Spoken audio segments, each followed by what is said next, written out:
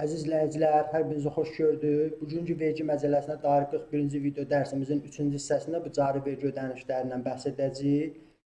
Bircə dəqiqə gözləyin. Bu yadıma çıxıb başlayın. Bircə dəqiqə gözləyin.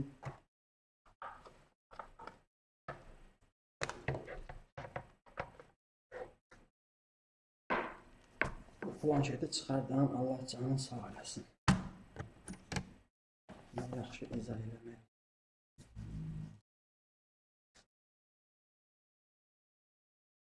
Deməli, bu 41-ci video dərsimizi 3 hissəyə bölmüşdük. Bu birinci hissədə müəyyən bir 20%, 30% kimi dəyişib sıfır bazası olanlar üçün gəldi. İkinci hissədə müəyyən birimizi bir 80%-ə yaxınlaşdırdıq. Cari dəyişik arayışlardan bəhs etdik. Üçüncü video dərsimizdə də öncə keçdiklərimizi, orada bu dəyişib qeyd eləmədiklərimizi bir təkrar eləyək.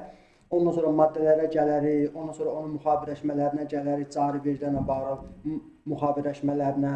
Ondan sonra bu maddədən elə ki, maddələri bir-bir elmi cümlələrlə oxuyarıq və müəyyən suallar var, onları hamısını bir-bir qeyd edəcəm.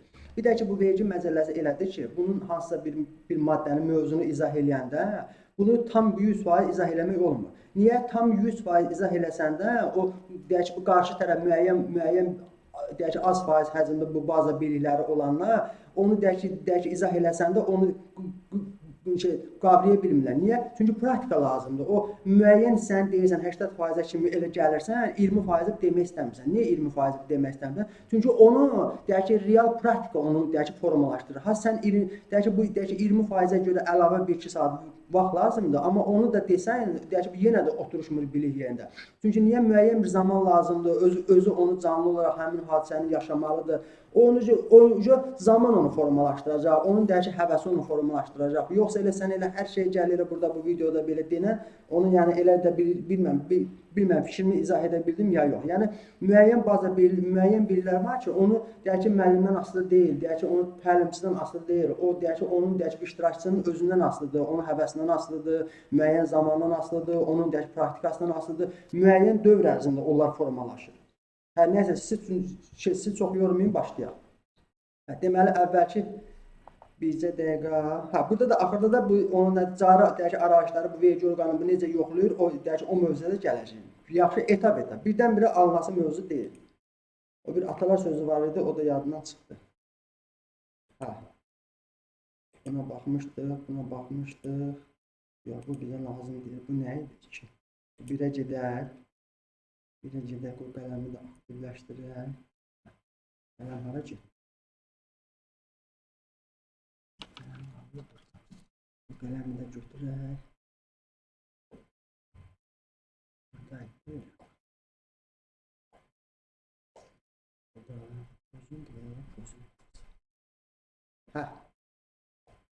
Deməli, bu vergi ödəyicisi əvvəllər cari deyək ki, 1-5 dəqiqə araq deyək ki, təkrar edək, ondan sonra davam edir. Yaxşı, deməli, bu vergi ödəyicisi deməli, 2025-ci ilin dövriyyəsində, 2025-ci ildə 18 gəlirlərin xərclərin məşqlərini çıxırdı, 18.000 manat vergini ödürdü büdcə. Düzdür, üzərindən bir il gedirdi, bir ildən sonra 2026-cı ilin mənfəət vergisi bəyannaməsini verirdi, 19.700 manatı ödürdü büdcəyə.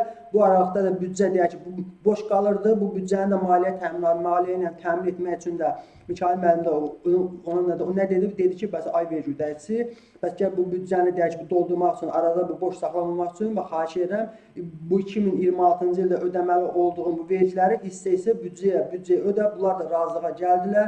Ondan sonra bu vergi ödəyicisi dedi ki, ay Mikail müəllim, bəndən hansı təklifləri var? O da deyir ki, onun deməli 2 dənə metod var, bir dənə də xüsusi rejimimiz var. Ondan sonra bu vergi ödəyicisi dedi ki, hə, birinci metod nədir? Deyək ki, Mikail müəllim deyir ki, birinci metodumuz nədir? Keçən illəri ödədiyin mənfəət vergisini 4/1 ödəyirsən büdcəyə. Keçən illəri nə qədər deməli, bu keçən ilin gəlirinə, xərcinə, bu ilin gəlirinə, xərcinə, heç nəyinə baxmırıq. Görsən, rüblər üzrə heç bir gəlir, nə qədər gəlirimiz var, gəlirimiz yoxdur, xərcimiz var, xərcimiz yoxdur, mənfəətimiz var, mənfəətimiz yoxdur, heç nəyinə. Bu ilin heç bir məlumatlarına baxmırıq. Keçən ilin də heç bir məlumatlarına baxmırıq. Bir dənə nəyə baxırıq? Bu keçən ilin mənfəət vergisi. Keçən illərə nə qədər mənfəət vergisi ödəmisənsə, bu illəri dövriyyəmizə baxmadan, 2026-cı ilin dövriyyəsinə baxmadan keçən illəri ödədiyi mənfəət vergisini 4/1 ödürdü büdcəyə və ilin axırı da gəlirdi. İlin axırında da nə qədər 2026-cı ilə görə nə qədər mənfəət vergisi ödəməlidir? 19.700 manat mənfəət vergisi. Avans qaydada da 4 rüb ödədik, 4500-ləri də topladıq 18.000, 19.700-dən ödəməli olduğundan ödədiyi cari avansları çıxdı. Yerdə qaldı 1700 manat, bu 1700 manatı ödür büdcəyə. Buna görə də nə demişdik? Demişdik ki, heç bir arayiş forması göndərmir. Düzdür? Bu mövzu deyək ki, bağlandı. Bu mövzu bağlandı. Bunun da deyək ki, arayiş forması yoxdur. Bir dənə müddətləri qalıb 15 apreldir, nədirsə, deyək ki, 15 yanvardır. Bu müddətlərə deyək ki, dərsin axırına gələcək. Bu maddələrin yanında gələcək. Yaxşı. Burada hamısını özüm qeyd eləmişəm. Bundakı arayiş forması yoxdur. Deyək ki, bu vergi orqanı özü hesablayırdı avtomatik olaraq. Yaxşı vaxtları gəldiysə özü götürüb hesablayırdı. Ondan sonra gəldi 151-2-yə. Ondan dedi ki, ikinci metodumuz nədir? Bunu mürəkkəb cədvəl üzərinə baxaq. Deyək ki, sadələri əvvəlki vəziyyətdə deyək ki, izah eləmişdik. Bunun da deyək ki, mürəkkəbi nə demişdik? Demişdik ki, ikinci metodda nədir? Bu ikinci metodda xüsusi çəkini tapırdıq. Xüsusi çəkin 151 yox. 151 mürəkkəb. Mürəkkəbi hansıdır? Bir dənəsi də olmalıdır. Əvvəlki cari ildə mikro. Hə, bunun üzərindən baxaq, bunun üzərindən baxaq. Bunun üzərindən baxaq. Hə, keçən illəri deməli 180.000 manat ümumi gəlirimiz nə demişdik? Bunun 30.000 manatı, 30.000 manatı deməli, bir də izah edeyim. Deməli 150.000 manatı, 150.000 manatı kompüter satışından idi. 30.000 manatı da deyək ki, gəliri azad olması var idi. Misal olaraq deyək ki, bir misal üzərinə aparmışdır. Deyək ki, sığorta hadisəsi baş verir, maşın deyək ki, avtoqəza keçirib. Sığorta təşkilatı 30.000 manat sığorta ödənişi eləyib. Bu da müəssisənin gəliridir. Cəmi gəliri olurdu 180.000 manat. Bu 30.000 manatı azad olma verdiyimizdə azad olmanın 30.000'i çıxdı. Yerdə qaldı 150.000 manat vergiyə cəlb olunan gəlirimiz. Ondan da ki 90.000 manat xərcimizi çıxdıq, 60.000 manat mənfəətimiz qaldı. İşdi, mikro sahibkar olsa 75% da azad olmamızı, 75% da azad olmamızı verdik, mənfəəti azad olmamızı. Yerdə qaldı 15.000 manat, onda vurduq 20%-ə 3.000 manat mənfəət verisi. Düzdür? Əgər biz birinci metodu seçsəydik, vergi orqanı nə edəcəkdir? Vergi orqanı hər rüb buralara, hər rüb nə edəcəkdir? Deməli 750 manat, 750 manat, 750 manat, 750 manat cariləri özü hesablayırıq. Yox, biz deyirik ki, birinci metodu biz istəmirik. Birinci metodu istəmiriksə nə edirik? Deyirik ki, ikinci metodu var, xüsusi çəkidir. Nə idi? Xüsusi çəkidə əsas diqqət edilməli məqam. Əsas diqqət edilməli məqam. Nə edirdi? Bu keçən ilin mənfəət vergisi nəyə bölürdü? Keçən ilin mənfəət vergisi birinci videomuzda kimi 180.000 ümumi gəlirə yox, vergiyə cəlb olunan gəlirə bölür. Yaxşı, ən düzü budur. Düzdür? Yəni ən düzü dənir, düzü budur. O birinci videoda o sıfırdan olanlar üçün izah eləmişdim deyin, o heç. Onu qoyduq kənara. 150.000 manat vergiyə cəlb olunan gəlirə böldü. Tapdıq ki, xüsusi çəkisi nə qədərdir? Xüsusi çəkisi 2%. Sonra gəldi ikinci metodla nə edirdik? Bu rübdə deməli 25.000 manat gəlirimiz, bir 5.000 manat gəliri azad olma, yerdə qaldı 20.000 manat vergiyə cəlb olunan gəlir, 4.000 manat xərcimiz, 16.000 mənfəət, mikro sahibkar olsaq da 12.000 də bu 75, bunun da bu 75%, 75%, burada da mikro deyək ki, olmayanları, əvvəlki də mikro deyək ki, olmayanları o bir videoda, ikinci videoda izah eləmişdir. Yaxşı, bircə dəqiqə. İndi deyək ki, bu misal üzərinə, bir misal üzərinə baxaq, sizə çox yormayayım mən. Hə, deməli neynədir? Tapdıq ki, deməli, vergiyə cəlb biz əsas hansı məlumatı götürürdük? Bu məlumatı götürürdük, vergiyə cəlb olunan gəldi. İndi amma bu ikinci metodda nə edirik? Mütləq arayiş, özümüz arayiş götürüb, arayiş göndərməliyik. Yaxşı, indi arayiş göndərməyəndə nə olacaq? Ona sonra gələcək, videonun deyək ki, axırına gələcək. Gəldik, deyək ki, neynədir? Gəldik, neynədir? Birinci rübün deyək ki, 15 apreldə cari arayişini göndərdik. Deməli, cari arayişdə əvvəlki ilin bu məlumat özü avtomatik olaraq bu vergi orqanı keçən il göndərdiyi mənfəət vergi bəyannaməsində özü avtomatik gətirdi. Heç bir düzəliş eləmək olmur. Keçən il ödədiyimiz mənfəət vergisini özü avtomatik gətirdi. Heç bir düzəliş eləmək olmur. Ondan sonra 2% özü avtomatik hesabladı, bura yazdı. Heç bir düzəliş eləmək olmur. Bir də görürsən ki, burada məsələn bizim rüb üzrə dövriyyəmiz nə qədərdir? Rüb üzrə, birinci rüb üzrə vergiyə cəlb olunan gəlirimiz 20.000 manat. Bu vergi orqanı nə edir? Burada bir fərqli rəqəm olsa, fərqli rəqəm. Görürsən 23.500 manat düşdü. Amma biz nə edirik? Baxırıq görürük, əgər burada 20.000-dirsə, bura uyğun gəlirsə, buna heç bir düzəliş eləmir. Yox, uyğun gəlmirsə, özümüzün düzgün olan rəqəmimizi əllə düzəliş eləmək olur artıq burada. Bu 20.000 manat məbləği gətirdik, bura yazdıq, 20.000 manatı yazdıq, düzdür? Deməli 293-cü sətrə 20.000 manatı yazdıq. 293.1-də də əgər mikro sahibkar olsa, əslində mikro sahibkar bizim 75% güzəştimiz var. Amma nə demişdik? Burada bizə nə qeyd çıxırdı? Biz bunu, bircə saniyə, bax, görsən nədir? Əvvəlki hesabat dövründə, ikinci videoda izah eləmişdim. Əvvəlki hesabat dövründə gəlirlər üzrə güzəşt və azad olma tətbiq edilməklə hesablanmış verginin məbləği xüsusi çəki hesablanması zamanı nəzərə alındığı üçün görsən bizdə 2% var ha. Görsən əvvəlki mikro olmuşuq deyin. Xüsusi çəkimiz 10%-dən düşüb olub 2%, düzdür? Əvvəlki dövrdə xüsusi çəki hesablandığı zamanı nəzərə alındığı üçün 293 birinci sətri yalnız cari hesabat dövründə güzəşt və azad olma hüququ əldə edən vergi ödəyiciləri tərəfindən doldurulmalıdır. Əgər burada biraz ətraflı da izah eləyək, əgər keçən illəri xüsusi çəkidə bu yox idisə, mikro sahibkar olmamışıqsa, görsən xüsusi çəki hara qalxdı? Xüsusi çəki qalxdı 8%, düzdür? Əgər keçən il mikro sahibkar olmamışıqsa, görə burada da 8% dəyişdi. Görsən avtomatik 8% dəyişdi. Xüsusi çəki keçən illəri mikro sahibkar olmamışıqsa, bu 12.000 manat 75% bu güzəşti gətirib bura daxil edirik. Yox, əgər keçən il mikro sahibkar olmuşuqsa, burada nə qədər idi keçən il? Mən yadımdan çıxdı. Nəhləşik. Keçən il mikro sahibkar olmuşuqsa, bu ildə mikro sahibkarıqsa, bu 12.000 manatı gətirib bura qeyd eləmir. Çünki bu xüsusi çəki tətbiq olunan zaman o deyək ki, mikronun güzəşti nəzərə alınıb keçən il. Burada da o cür bildirişimiz çıxırdı, düzdür? Bax görsən, o cür bildirişimiz çıxırdı. Dediyim kimi, bundakı ətraflı şəkildə deyək ki, izah elədim. Yaxşı, 20.000-i bura qeyd elədi, görsən 400 manat carimizi hesabladı. Neynədi? 20.000-i avtomatik olaraq özü deyək ki, 2%-ə vurdu, gətirdi, bu 400 manatı bura yazdı. Görək, biz də eləyimi hesablamışıq. Bəli, 400 manat carimiz. Ondan sonra bu carini göndərdik, bu şəxsi vərəqəmiz, görək, onların bu şəxsi vərəqəmiz düz gəlir. Getdi, özü şəxsi vərəqiyə 400 manatı işlədi. Ondan sonra bunu da getdik, özümüz deyək ki, 400 manatı ödədik, düzdür?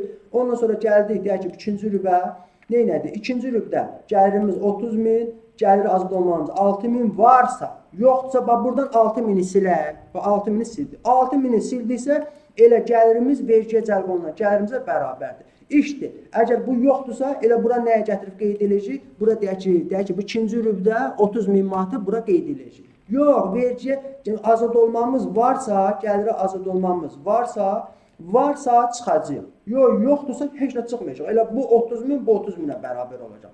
Deməli, vergiyə cəlb olunan gəlirimizi 24.000-imizi gətirdik, bura yazdıq. 24.000-imizi yazdıq. Yazan kimi də özü avtomatik olaraq 24.000-i 2%-ə vurdu. Bu 480 manatı özü işlədi bura. Yaxşı, baxaq görək də bu 480 manat düzdür. Bəli, 480 manatımıza şükür Allah düzdür. İldə bir dəfə nəsə düz gəldi. Sonra bu 480 manatda deyək ki, şəxsi vərəqiyə işləndi. Ondan sonra 3-cü rübə gəlirik. Deyək ki, 3-cü rübə. Nə qədərdir? Deyək ki, ona nədir? 28.000 manat. Gəlirimiz 35.000, deyək ki, gəlir azad olmasa 7.000, bu da ki 28.000, gəldi 28.000-i bura qeyd elədi, 28.000-i qeyd elədi. Özü deyək ki 560 manatı hesabladı. Baxdıq görürük nə qədər maşallah düz gəldi 560 manat. Sonra 3-cü vergiyə cəlb olunan gəlirimiz nədir? 23.500 manat. 23.500 manatı da bura qeyd elədi, 23.500 manat da qeyd elədi. Burada o nə qədər düşdü? Burada gəldi düşdü, deyək ki 470 manat, görək bundan düz gəldi. Bəli, 470 manat. Bu da şəxsi vərəqiyə getdi işləndi. İlin axırında da mənfəətimiz nə qədər oldu? Bəyannaməni verir, 120.000 ümumi mart ayının 31-nə yaxın, yəni 3 ay bizə vaxt verir. Hansı vaxtda verdim, fərqi yoxdur. 120.000 manat ümumi gəlir, 24.500 manat azad olması bunların cəmidir hamısı. Yaxşı, 24 vergiyə cəlb olan gəlir 95.500.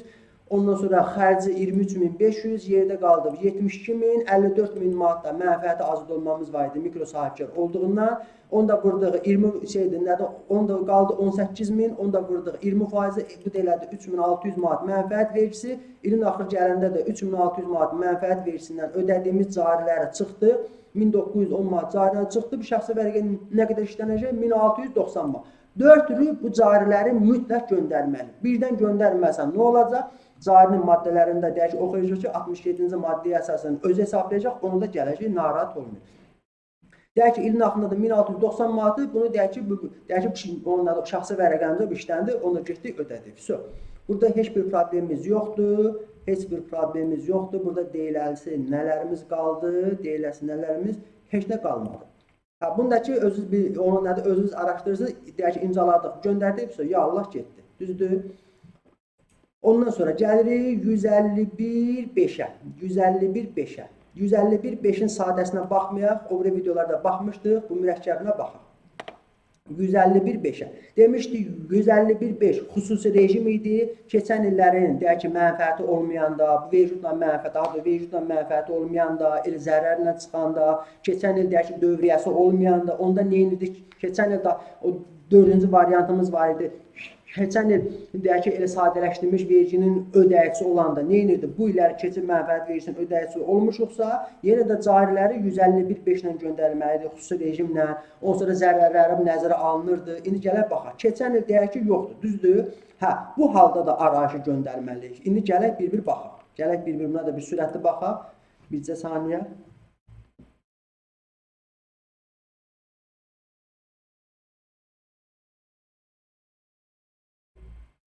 Nə oldu indi? Gəlirik. Keçən il heç deyəm, məsələn, keçən illəri işdir. Zərər varsa qeyd edilir. Zərər yoxsa qeyd edilir. Deyək ki, misal olaraq ən çətin variantda zərərimiz var. Düzdür? Deməli, bu rübdə 25.000 ümumi gəlirimiz, 5.000 gəliri azad olma, vergiyə cəlb olunan gəlir 20.000, xərcimiz 4.000, mənfəətimiz 16.000. Bir dənə bu sətri elə ki, izah eləməyəcəm, özünüz araşdırasınız. Yaxşı, ona 1-2 saat vaxt lazımdır onu izah eləməyə. Asad bir şeydir, yəni belə çətin bir şey deyil. Ya istəsəniz WhatsApp-da yazarsınız, orada o bu sətirlə bağlı, nə köməkli olsa izah edəcəm. Yaxşı, burada bu videoda uzunlama gedəcək. Bunu gərək gedəm ətin içərdən, nədən olar? Əvvəldən izah eləyəm, bir məsələ quram ona görə. Yerdə qaldı 16.000 mənfəət, deyək ki, mikro sahibkarsa, bundakı 75% azad olma, bu da elədi 12.000. İndi gəlirik bu cariləri hesablamağa. Deməli, birinci metodu, əvvəlki illərimiz olmayanda zərər olanda birinci metodu tətbiq etmək olmur, ikinci metodu xüsusi çəkinib tətbiq eləmək olmur, məcbur olur xüsusi rejimlə. Gəlirik indi bura. Bunları qoy silim, bunları bir-bir silim, bir-bir başlayaq.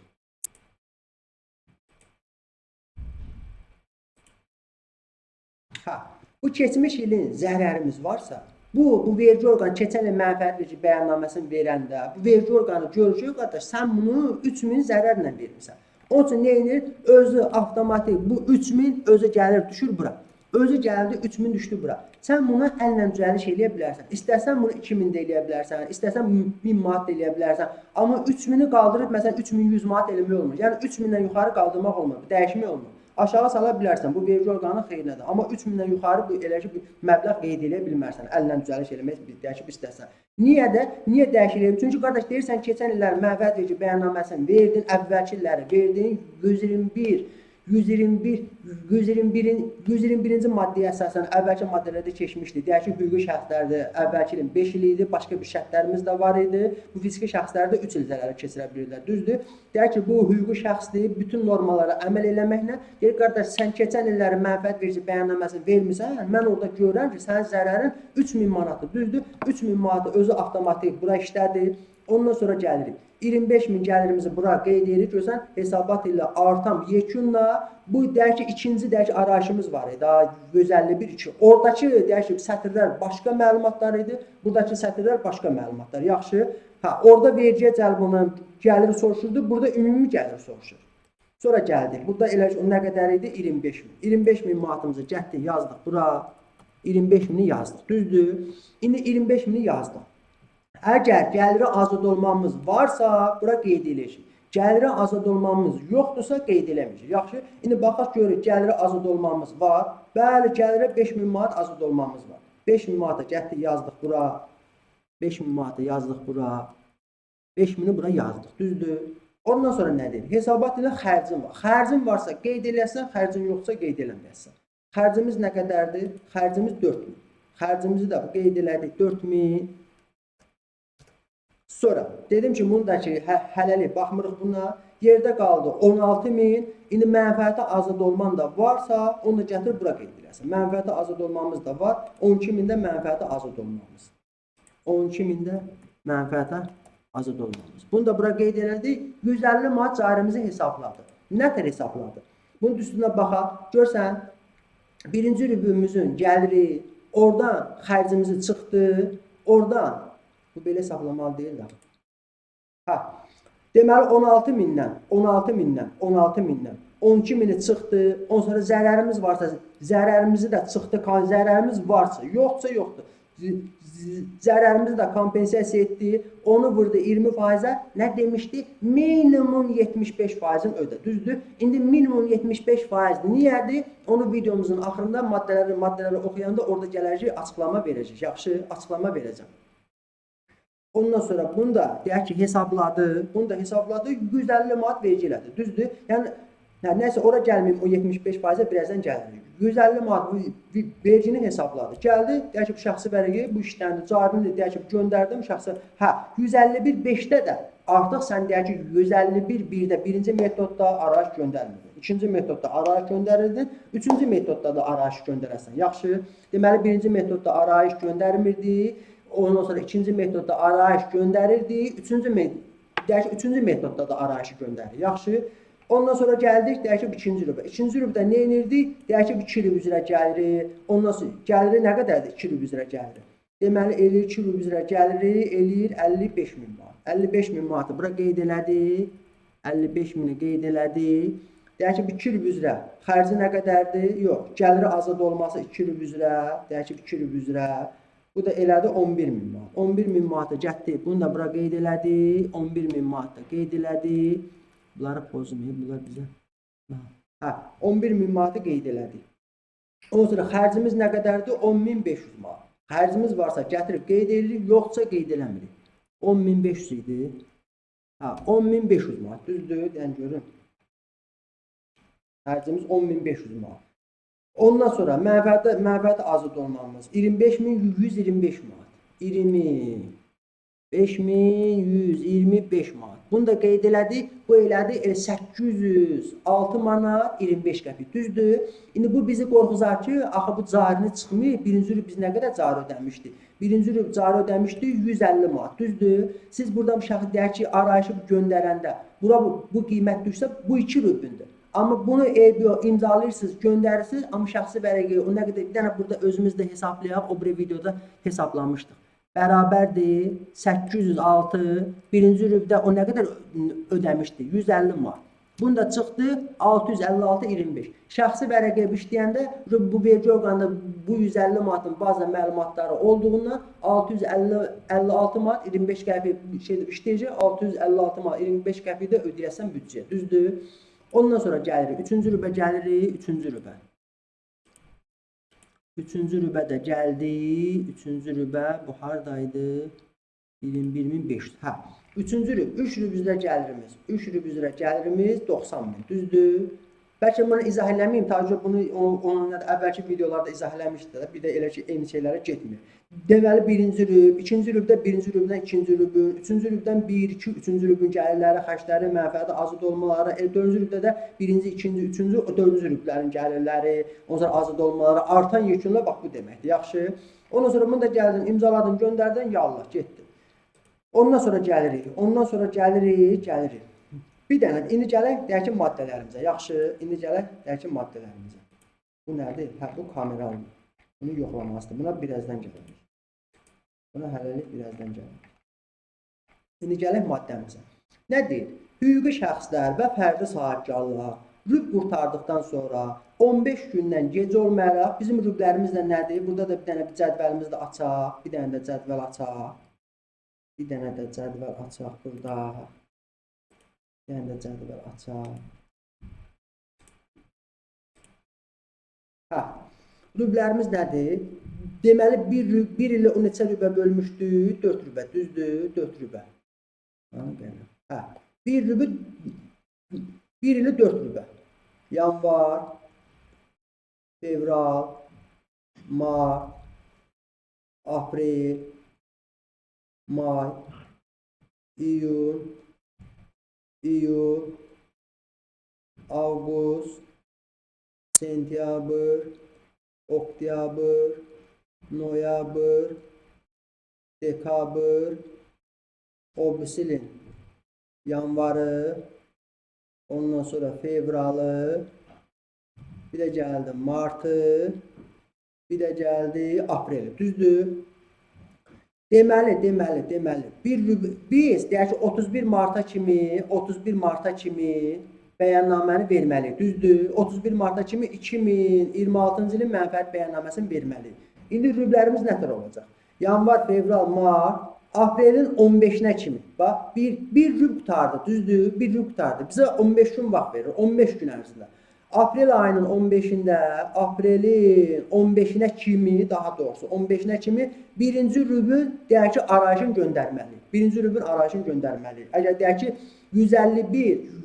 151 birinci metodla bu işləyəcəksə, o 4-1 ilə ona görə arayış göndərməliyik. Aprel ayının 15-də bir də gördün keçən ilin 18.000 manat mənfəət vericimiz var idisə, birinci rüb 4.500 bunları özü işləyəcək. Arayış göndərməyəcək. İndi bizim əsas mövzumuz odur ki, arayışın vaxtlarına baxırıq. Deməli, arayış hansı tarix aralığında göndərməlidir? 1 apreldən 15 deyək ki, aprelə kimi bu birinci rübün. Ondan sonra deyək ki, bu ikinci rüb hardan başlayır? İkinci rüb. Aprel, may, iyun bitdi. İyul ayının 15-nə kimi, 15 iyul tarixinə kimi bu tarix aralığında ikinci rübü göndərməli. Deyək ki, ikinci rübü. Ondan sonra üçüncü rüb. Deməli, yanvar, fevral, mart, aprel, may, iyul, avqust, sentyabr, oktyabrın 15-nə kimi, 15 oktyabra kimi bu tarix aralığında da üçüncü rübü göndərməli. Deyək ki, üçüncü rüb.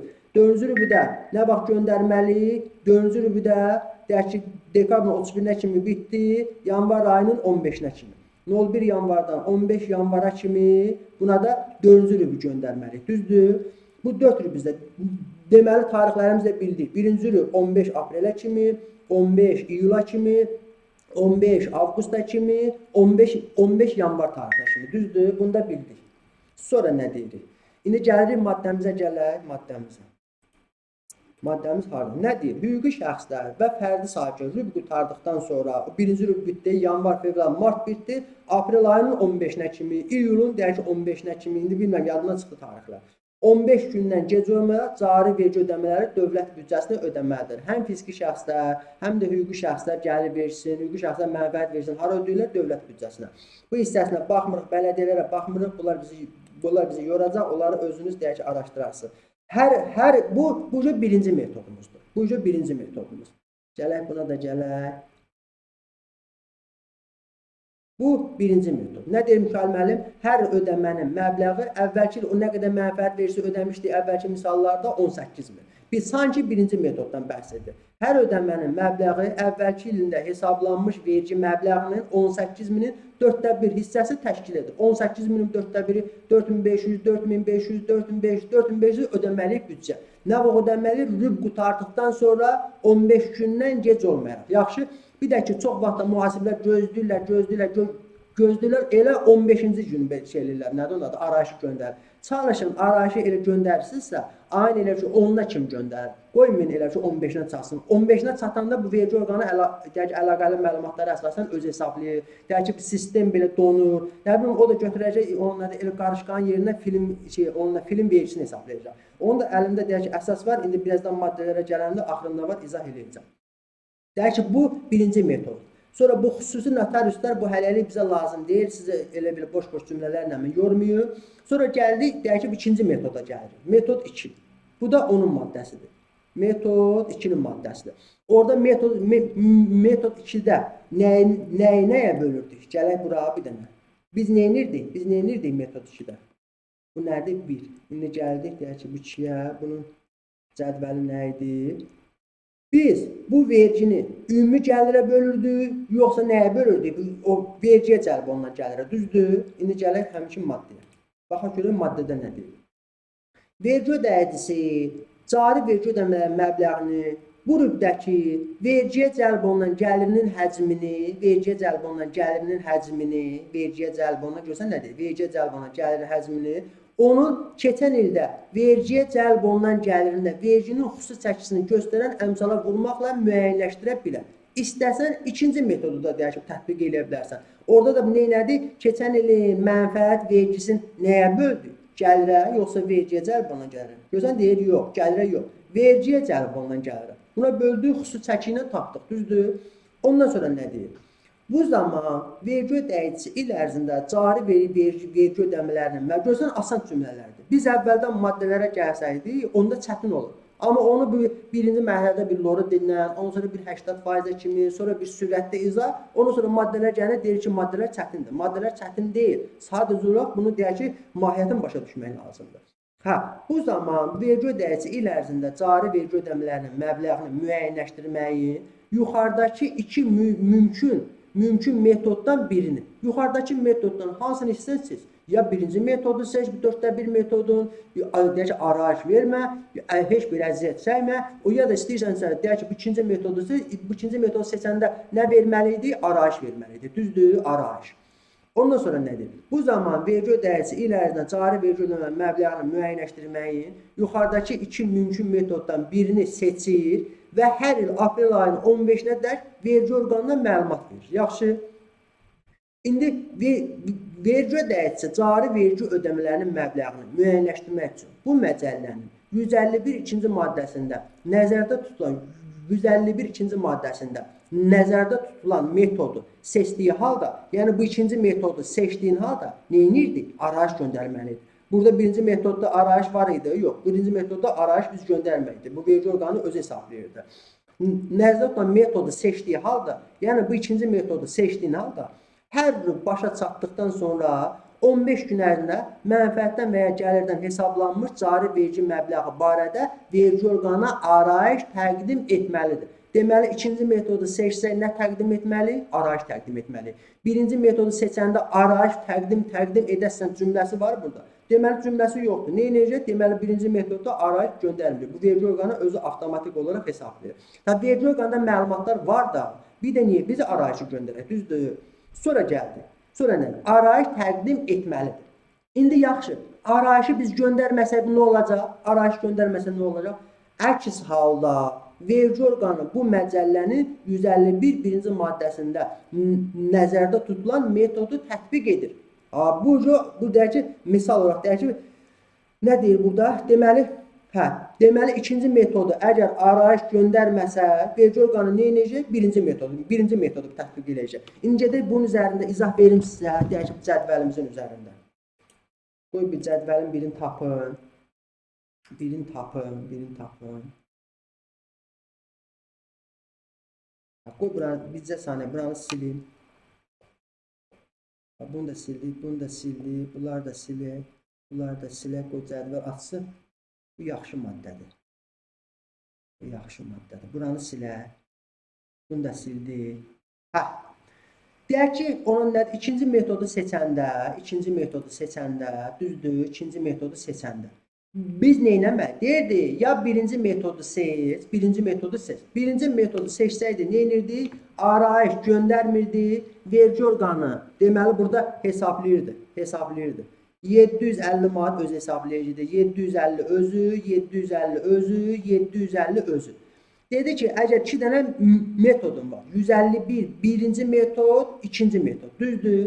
Birinci metodda vergi orqanı özü hesablayırdı, amma ikinci metodda özümüz deyək ki, arayış göndərməlidir. Vergi orqanı dedi ki, ikinci metodda nə etməlisən? Arayış göndərməlisən.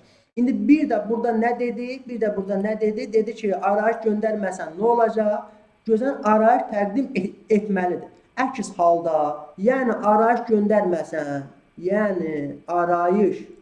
demək istədi budur, arayış göndərməsən, göndərməsən, vergi orqanı bu məcəllənin 151-ci maddəsindəki nəzərdə tutulan metodu tətbiq edir. Yəni birinci metodu tətbiq edəcək. İndi bir də gələk ona baxaq. Buranı da oxuyaq. Vergi ödəyicisi cari vergi ödəmələrini, çünki bu ikisi bir-birinə bağlıdır.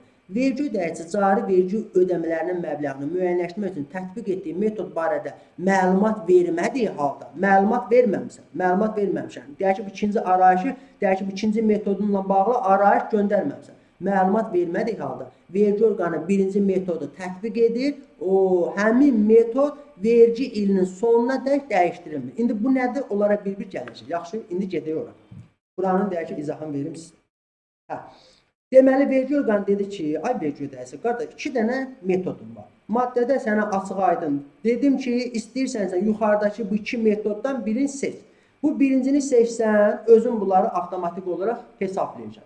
Deyək ki, bu ikincini seçsən, özün arayışları göndərməlisən. Özü də arayışı göndərəndə cari vergimiz o nə qədər hesablayır? Özümüz arayış göndərsək. 400 manat, 480 manat, 560 manat, 470 manat. Düzdür? İndi əgər deyirsən deyək ki, bu arayışları göndərsən, cari vergilərin bunlar olacaq. Problem yoxdur.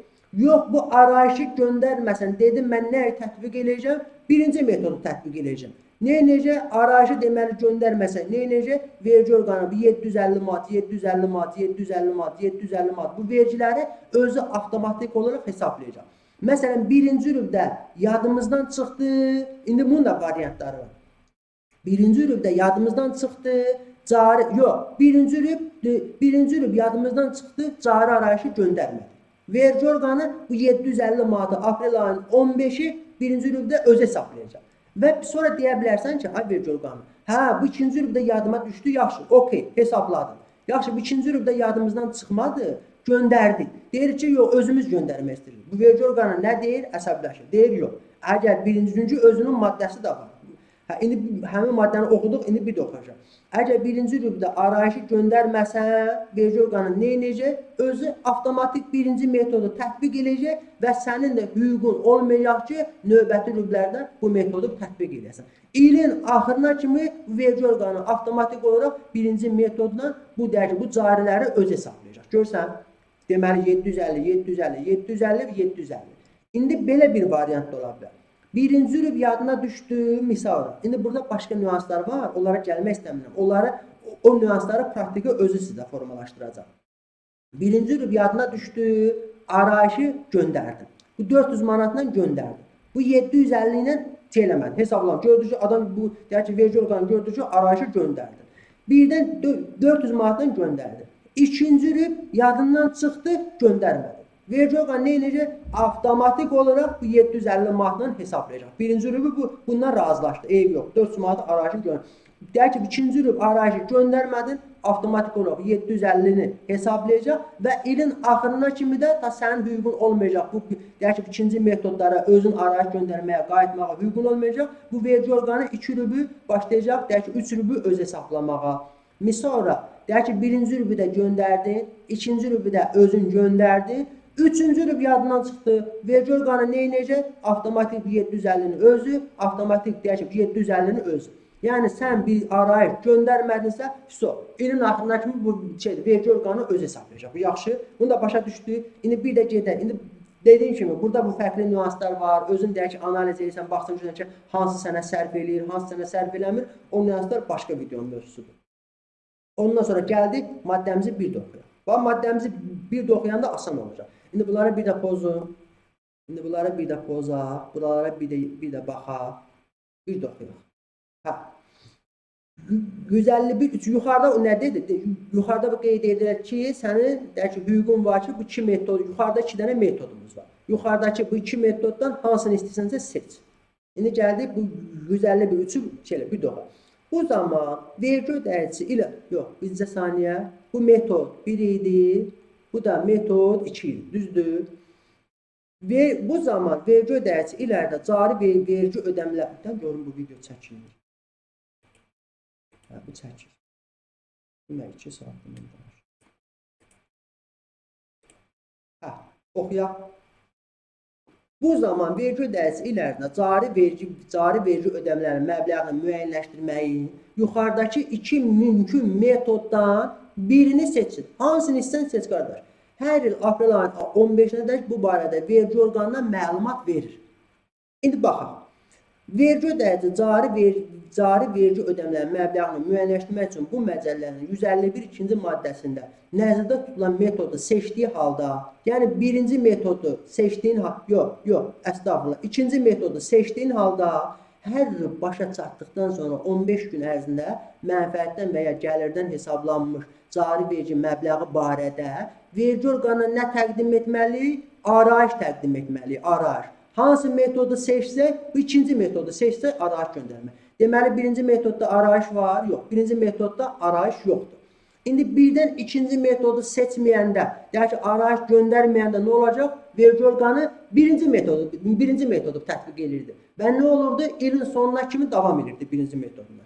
Əks halda, yəni deyək ki, arayışı göndərməsən, vergi orqanı bu məcəllənin 151 birinci maddəsində nəzərdə tutulan metodu tətbiq edir. Hansı metoduydu o da? O da birinci metodu tətbiq edəcək. 4-1 metodu. Və nə dedi? İlin axırına kimi davam edəcək həmin metod. Vergi ödəyici cari vergi ödəmələrinin məbləğini müəyyənləşdirmək üçün tətbiq etdiyi metod barədə məlumat vermədiyi halda vergi orqanı birinci metod açıq-aşkar yazır da. Burada bir çətin cümlə var. Birinci metodu tətbiq edir və həmin metod vergi ilinin sonuna dək nə dedi? Dəyişdirilmir. Deməli, vergi ilinin sonuna dək hansı metodu tətbiq edəcək? Birinci metodu. Sonra, bu cümlədə bizə maraqlı lazım deyil. Orada keçmişdi, yəni özümüzü yoruq, yalan boş-boş vaxt aparırıq. Ondan sonra gəlirik, deyək ki, aşağısına. İndi yuxarıda iki dənə metodumuz var idi. Birinci metod, ikinci metod. Birdən əvvəlki ilin, deyək ki, bu dövriyyəsi olmasın. Əvvəlki il başı doğulmamışıq, bu vergi ödəyicisi olmamışıq. Əvvəlki il vergi tutan mənfəətimiz olmuyor, əvvəlki il zərərlə çıxmışıq, əvvəlki il sadələşdirilmiş verginin ödəyicisi olmuşuq və yaxud əvvəlki il sadələşmiş verginin ödəyicisi olmuşuq. Onda nə edəcək? Sadələşdirilmiş vergidən və yaxud hansı aysa sadələşmiş vergi ödəyicisi olmuşuq, növbəti aydan olmuşuq gəlir mənfəət vergisinin ödəyiciləri. İndi bu da uzun həngəmə mövzudur. Bunu da başqa bir videoda bəhs edərik. Bu da sizi onun praktika formalaşdıracaq. Deməli, bu 4-5 halda əgər biz birinci metodu, ikinci metodu tətbiq edə bilmirsə, nə edirdik? Xüsusi rejimi tətbiq edirdik. Xüsusi rejimin də maddəsi nədir? 151.5 oxuyaq. Əvvəlki vergi ilində fəaliyyəti və ya vergi tutulan mənfəəti olmayan və növbəti ilində fəaliyyət göstərən hüquqi şəxslərin və sahibkarlıq fəaliyyətini həyata keçirən hüquqi şəxs yaratmadan həyata keçirən fiziki şəxslərin habelə yeni yaradılmış və fəaliyyət göstərən vergi ödəyicilərinin cari vergi ödəmələri aşağıdakı göstərilən qaydada həyata keçirilir. Baxaq görək hansı qaydada həyata keçirilir. İndi aşağıda da qayda yoxdur, amma nəsə. Oxuyaq.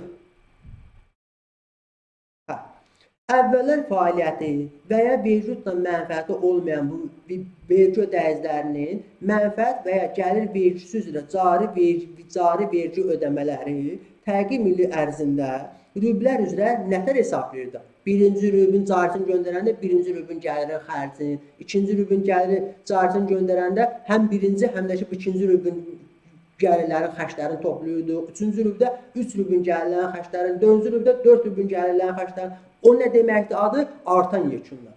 Təqim ili ərzində rüblər üzrə artan yekunla hesablayandan sonra nəyə çıxırdı? Keçmiş illərin zərəri.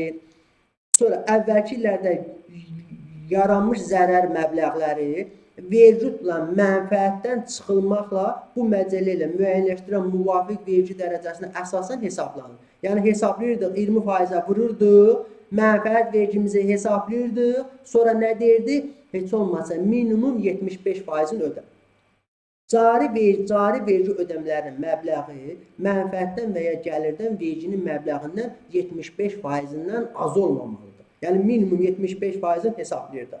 İndi buradan da bir dənə kənar bir dənə haşiyə çıxar. Deməli, bu cədvəlimizə gələk. Bunu bilmirəm ki, nə tər izah edeyim.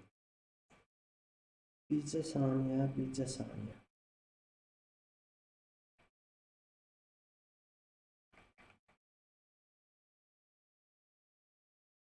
Bir-iki cümlə ilə deyim, bunu sonra da bunu da ki, özünüz deyək ki, araşdırarsınız. Birinci rübə gələr, elə birinci rübə. Qoy bir dənə bunları pozun. Yox, bu nədir? 151, 2. Düzdür. Yox, 5-ə gəlir. 5-ə. 151, 5-ə. 151, 5-ə. Bu xərclər nə qədərdir? Hə. 151, 5. 3000 zərər oradadır. Hə, deməli, baxsiyədir. Nədir onadır? İndi elə ki, xərclərdə biraz problemli mövzu var, ona gələk. Bax, birinci rübün gəlirini yazdı. 25 min manat. 25 min manat gəlirimizi yazdıq. 25 min gəliri yazdıq. Ondan sonra güzəşt edən gəlirimiz nə qədər? Gəliri azı durmamız. 5 min manat da burada yazdıq. 5 min manat da burada yazdıq. Sonra, burada gətirib xərcimizi yazmalıyıq. Düzdür? Burada xərcimizi yazmalıyıq. İndi bu xərcdən problem yaranır. İndi bizim xərclərimiz nə ola bilər? Xərclərimizi bölüşdürək. Xərclərimizi buradan elə-belə bir dənə bölüşdürək. Bunu nətər izah edeyim bu bir-iki videonu. Hə, bu 4000 manat deyək ki, xərcimiz var. Düzdür? Bu, bütün xərclərimiz deyil. Məsələn, deyək ki, bizim əmək haqqı xərcimiz var. Ondan sonra deyək ki, mal material xərcimiz var. Ondan sonra DSMF xərcimiz var. Ondan sonra deyək ki, nə var orada? Amortizasiya xərcimiz var. Ondan sonra təmir xərcimiz var. Ondan sonra gəlir deyək ki, kredit faizi xərclərimiz var. Ondan sonra gəlir ilin axırında mənfəət vergisi bəyannaməsində il ərzində hesablanmış torpaq vergisi xərcini yazırdıq varsa, hesablanmış əmlak vergisi xərcini yazırdıq. Onlar varsa müəyyən vergiləri biz deyək ki, bu xərclərimizi yazırdıq. Düzdür? İndi bu əslində biz amortizasiya ilə, təmir xərcidir, amortizasiya xərcimizdir, təmir xərcimizdir, hesablanmış torpaq vergisidir, hesablanmış əmlak vergisidir. Bunları biz nə vaxt təyin edirdik? İlin axırına, düzdür? İlin axırına gəlirdi, bir illik deyək ki, amortizasiyanı hesablayırdıq. Deməli, bu vergi məcəlləsi bunu deyək ki, maddədə yoxdur. Praktik cəhətdən deyək ki, əvvəlki baş mühasiblərimizdən deyək ki, öyrənmişik ki, bu vergi orqanında onun nədir? Elə ki, praktik olaraq münasibəti belədir. Bunlar bu amortizasiya xərci, təmir xərcidir, ilin axırında hesablanmış deyək ki, hesablanmış torpaq vergisidir, əmlak vergisidir və əlavə də bir-iki dənə bu xərclərimiz var. Bunlar ilin axırında müəyyən olunduğundan bu cari arayışları göndərəndə o həmin deyək ki, bunun içində, bu 4000 içində əslində bizim xərcimiz, misal olaraq, xərcimiz 5000 manatdır. Bunun 1000 manat hissəsi amortizasiyadır, təmirdir, deyək ki, ilin axırında hesablanmış torpaq vergisidir, deyək ki, əmlak vergisidir. Bu 1000 manat hissəni, bu 4 dənə xərci cari göndərəndə gətirib bura qeyd eləməyəcək. İndi bilmirəm, izah eləyə bildim ya yox. Əslində geniş mövzudur. İndi bu da bax bizə 75% demişdi. Düzdür? Bax gəl elə belə elə. Bunu nətər izah eləyək? Ətraflı izah eləyim. Bizə saniyə qulaq asın. Bax bizim deyək ki, ümumiyyətlə birinci rübdə. Bu da bu 5000-dən uyğun gəldi. Məsələn, 4000 reallıqda burada aşağıda cədvəlimizdə o nə qədər xərcimiz var idi? Aşağıda cədvəlimizdə deməli, aşağıda cədvəlimizdə 4000 manat xərcimiz var idi, düzdür? Bax, 4000 manat xərcimiz var idi. 4000 manat xərcimiz. Əslində, reallıqda xərcimiz, misal olaraq, deyək ki, 4500 manatdır. Bu 4500 manatı nədir? Bunun 1000 manatı, deyək ki, mal material xərcidir. 1000 manatı, deyək ki, əmək haqqı xərcidir. 1000 manatı, 500 manatı kredit faizi xərcidir. Və yaxud 1000 manat da 2500, 1500 manat da deyək ki, bir digər xərcləridir. Ondan sonra gətirək yazaq, 300 manat da amortizasiya xərcimizdir. Bunun 100 manatı da təmir xərcimizdir. 50 manatı hesablayıb ödədiyimiz deyək ki, əmlak vergisidir. 50 manatı da hesablayıb ödədiyimiz deyək ki, torpaq vergisidir. Deməli 1000, 2000, 2500, 4000, bu da elədi 4500, düzdür? Reallıqda birinci rübümüzdə 4500 xərcimiz olsa da, Amma cari arayışı göndərəndə bura 4000 manatı qeyd edəcək. 4000 manatı qeyd edəcək. Bu amortizasiyadır, təmirdir, əmlak vergisidir, torpaq vergisidir. Bu tipli xərcləri cari dəyişik arayışın xərc bölməsində bu qeyd eləməyəcəkdir. Niyə qeyd eləməyəcək? Bu vergi orqanı deyir ki, axı bu amortizasiya vergi mühasibat məqsədi üçün aylıq amortizasiyalar verilir, təmir xərcləri verilir, aylıq xərcləri müəyyənləşdirir. Amma vergi cəhətdən amortizasiyanı biz nə vaxt hesablayırıq? İlin axırında təmiri nə vaxt hesablayırdıq? İlin axırında əmlak vergisini nə vaxt hesablayırdıq? İlin axırında torpaq vergisini nə vaxt hesablayırdıq? İlin axırında, düzdür? Onun üçün deyir ki, bu xərcləri carini bildim də, bildim. 4500 manat xərcim var. Bunun 500 manatı bu hissə. Yazma bura. Bura 4000-i yazdı. Bu xərcləri qoymur burada caridə. Mənfəətdə yazarsa, mənfəət bəyannaməsini göndərəndə qeyd eləyərsən ha xərci. Cariləri göndərəndə qeyd eləməyə qoymur. O da niyə qoymadı? Çünki dedi ki, ilin axırında, çünki bu hesablamaları ilin axırında verməlisən, bu hesablamaları. Bu deyir caridir, burada yazma. Deyirəm, niyə? Deyir, Allah evini tiysin. Mən səndən 20% vergi hesablamadım ki, biz burada deyək ki, 3000 manat mənfəət vergisi hesabladıq. Dedi, nə qədər vergisini ödəyərsən? Minimum 75%-ni ödəyərsən. Düzdür? Heç olmasa 2550 manat ödə. Deyir, mən burada bu xərcləri yazmağa icazə verməsəm də, amma görürsən, sənə deyirəm ki, nəzərə alıram səni, deyirəm, heç olmasa minimum 75%-ni ödə. Bu riskləri nəzərə alaraq, hansı ki, carini göndərəndə, hansı ki, xərclərimiz nəzərə alınmır, o nöqteyi nəzərdən əslində, deyək ki, bilmirsən, yuxarı deyir, baxırsan bu, aşağı baxırsan saqqal, bilmirsən ki, kimin, hansı nöqteyi nəzərdən baxarsan. Nəysə, onunla qısa və konkret. Deməli, bu vergi orqanı deyir ki, cari deyək ki, arayışları göndərəndə bu amortizasiyasıdır, təmirdir, əmlak vergisidir, deyək ki, torpaq vergisidir və bir-iki bəzi deyək ki, xərclər də var ki, onları carinin içində xərc bölməsinə qeyd eləməzsən. İlin axırında mənfəət vergi bəyannaməsində qeyd eləsən. Sadəcə olaraq carinin içində qeyd eləməsən. Yaxşı, nəsə bunu elə ki, ona nədir? Elə ki, məsələn, təlimçi deyir ki, bunları qeyd eləməyin. Bu cür yadda saxlayın bu videoda. Sonradan deyək ki, özünüz deyək ki, araşdırma apararsınız. Mənə zəng eləyirsiniz, nəsə WhatsApp-da yazarsınız, ətraflı izah eləyəcəm. İndi gələk maddəmizə. Biraz əlavə kənar nüanslara getdik. Nəysə. İndi gəl bu 151.5.1-i oxu, bunu ətraflı şəkildə deyək ki, izah elə. Çünki maddənin içində şey yoxdur, düstur yoxdur.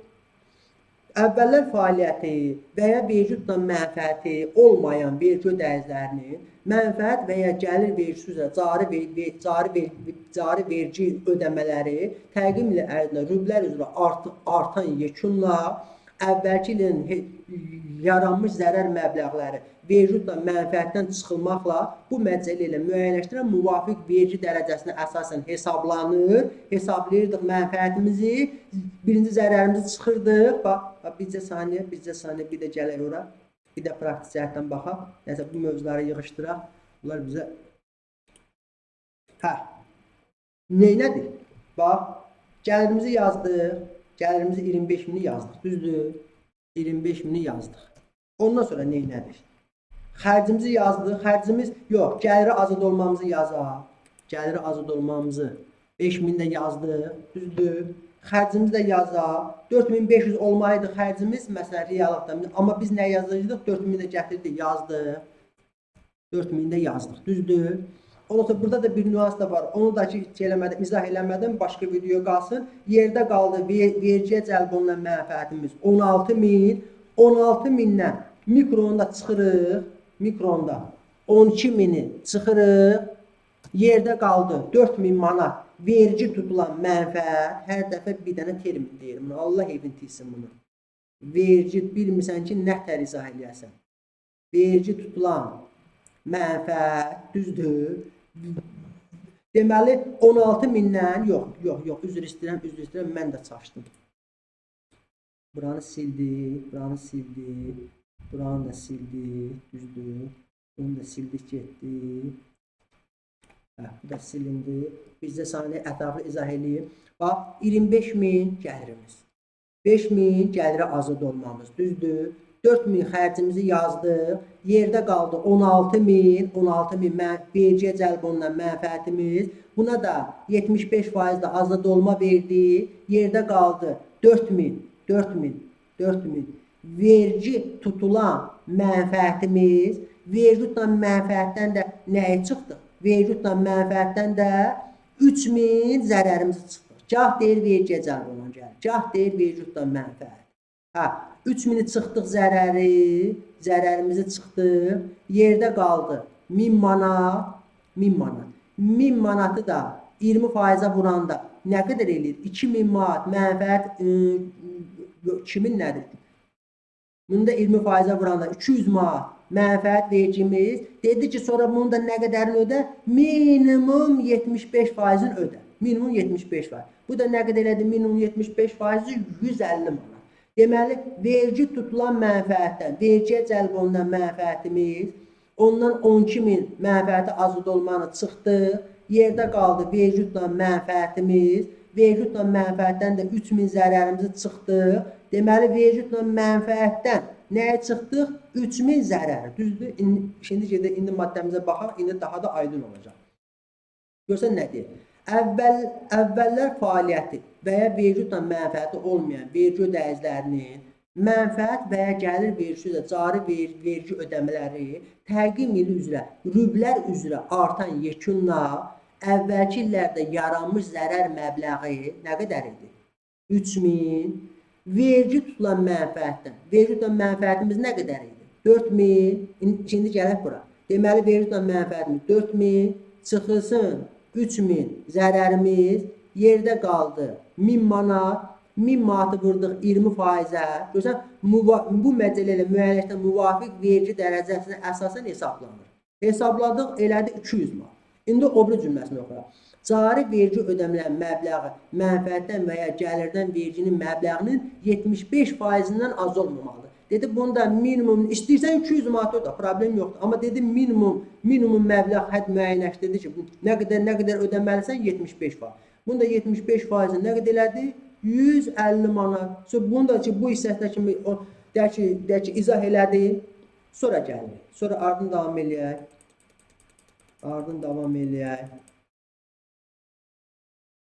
O bir videonu qoşun mu? Çox ki.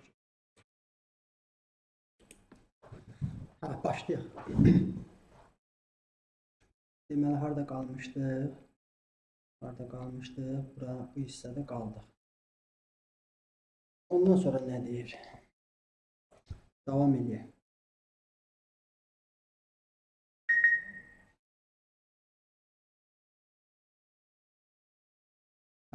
Biz deməli, oxuyuruq, deməli 151 4-dən başlayaq. Bura kimisin? Gəldik. Bura kimisin? Deməli, bu cari arayışı göndərdik və yaxud deyək ki, bu vergi orqanı, məsələn, birinci metoda əsasən bizə bu cari vergini hesabladı və yaxud deyək ki, arayışı göndərdik, cari vergini özümüz hesabladıq arayışın əsasında, amma vergini ödəmədi. Bu 150 manat vergini hesabladı, amma arayışda göndərdik, amma ki, ödəmədik. Ödəməyəndə, bu vergiləri ödəməyəndə, deyək ki, ödəmə müddəti ötmüş hər bir günə görə 59-cu maddəyə əsasən 0,1%-dən vergi hesablanır. İndi burada da həmin cümləni deyir. Cari vergi ödəmələri bu məcəllənin 151-500-cü maddəsi ilə müəyyən edilmiş müddətlərdə ödənilmədikdə, dedik axı, oranlarda 15 gün elə ki, cari rüb bitdi, yanvar, fevral, mart bitdi. 15-nə kimi ayın 1-dən növbəti aprelin 1-dən 15-nə kimi cari dərk arayışıb göndərməli. 15-dən sonra bu vergiləri ödəməsək 15-ci günündən sonra başlayır hər günə görə 0,1% bu vergiləri hesablamaq. Elə ki, faiz hesablamaq. Cari vergi ödəmələri bu məcəllənin 151-500-cü maddəsi ilə müəyyən edilmiş müddətlərdə ödənilmədikdə ödəmə müddətindən sonra hər bir ötmüş gün üçün, yəni ayın 15-dən sonra ödəmə müddətindən sonraki hər bir ötmüş gün üçün əvvəllər fəaliyyəti və ya vergi tutan mənfəəti olmayan vergi ödəyicilərinə ödənilmiş cari vergi ödəmələrinə görə bu məcəllənin 59-cu maddəsində nəzərdə tutulmuş qaydada faiz tutulur, faiz dərki hesablanır. 59-cu maddəyə gedək bir dənə onu oxuyaq, ondan sonra qaydaq gələk bura. 59 haradadır? Mən də bunu özüm üçün bölmüşəm.